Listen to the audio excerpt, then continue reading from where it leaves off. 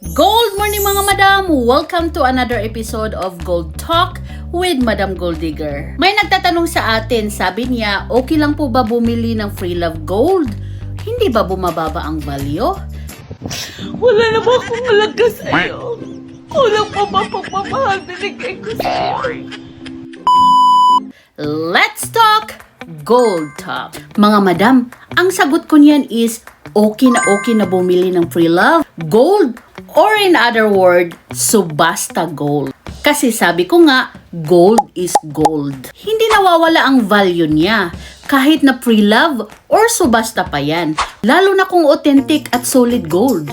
Gentle reminder sa pagbili ng mga subasta, dapat minimal lang ang kanyang gasgas or suriin mong mabuti kung may dent bago mo siya bilhin. Para maging komportable mo din siyang suotin at hindi ganun kalaki ang bawas or kung i-resell in the future. Minsan pa nga, mas unique ang design ng free love. Meron siyang vintage feels mga madam. Ang subasta or free love is a smart choice pa rin yan. Basta marunong kang tumingin at marunong kang kumilatis bago mo siya bilhin. And of course, sabi ko nga, kailangang authentic na gold yan. This is Madam Gold Digger reminding you, don't just wear gold, understand it.